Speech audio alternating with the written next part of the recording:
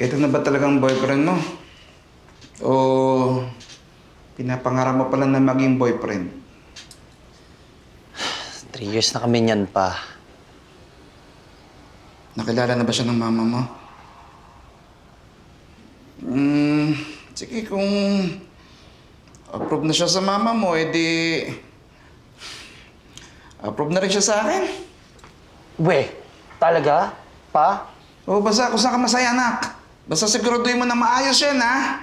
Kasi kapag sinaktan ka niyan, siya naman ang mumultuin ko. Hindi, no. 1 year kaya nang ligaw sa akin yan. Kaya talagang sure ako na okay siya. Alain mo, ikaw yung tinuturuan ko dati na manligaw, tapos ikaw pa talaga ang liligawan. Ay, nako. Totoo ka ba talaga pa? O baka doppelganger ka lang? Ako to, huy! Pa, sure ba talaga?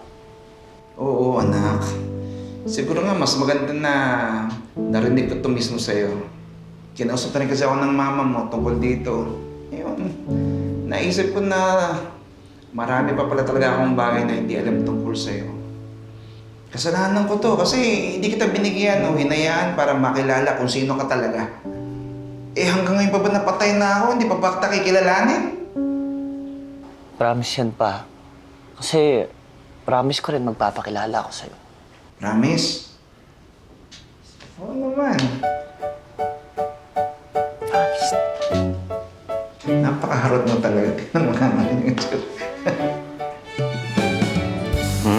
Tinan mo pa. Ikaw lang lahat may gawa niyan? Yes! Galing ah! Ang galing niyo rin na itago niyo sa akin na yung pala yung course na kinukuha mo. Eh buong akala ko architecture yung kinukuha mo eh. Dali, siya nga pala. Ano yung mga drawing ng bahay na pinakita mo sa akin dati? Sorry pa. Pinapagawa ko lang kasi dati yung sa classmate ko. Siyempre, tinan mo naman kasi, nalaman mong fashion. Ayan oh, pa oh, eto. Ang pinagkakabisihan ko at kinuha kong kurso ay baka hindi mo na ako pag-aralin. Grabe naman. Nalo! Nalo! Anak, okay ka lang ba? Opo.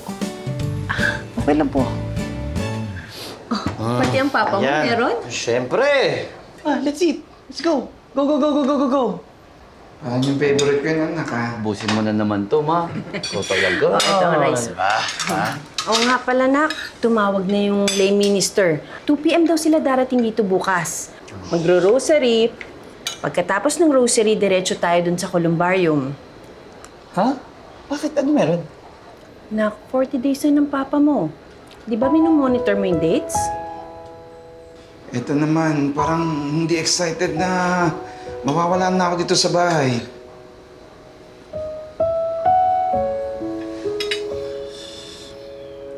Nak, okay ka lang? Okay lang.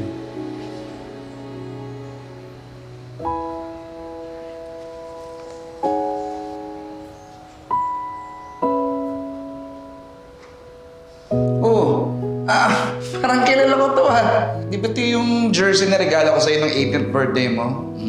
Tanda ko pa. Yes, Papa. Ayan, naayos ko lang. Check mo. Diba? Oo nga, no. Oo. Naalala ko yan, no? Nung binigay ko sa'yo, ang saya-saya mo pa. Galing ko, Marte, di ba? Ay, Diyos ko. Pero ako lang pala yung magiging masaya nung binigay ko sa'yo yan. Kasi akala ko, kilala ko talaga kita. Alam mo pa, nakakahinayang lang, no? Kung kailan ka pa namatay, tsaka mo lang nalaman to. Napapaisip nga ako, anak eh. Siguro tama rin na nangyari to. Kasi isipin mo, paano kung nalaman ko to, anong buhay pa ako? Hindi ko alam kung anong mangyayari. Siguro mas mahirapan ako para intindihin ka. At least pa, kung dati mo pa nalaman to, mas maraming oras pa ako para makapag-explain sa'yo.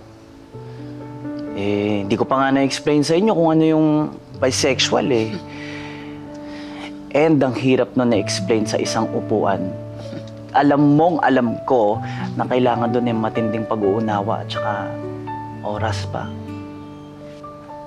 Kaya sana, mas makilala pa kita at mas nakilala mo pa ako.